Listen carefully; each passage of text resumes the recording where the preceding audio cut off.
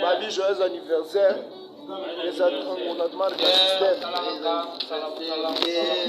Il est là, moi, là. Là, vous le battez.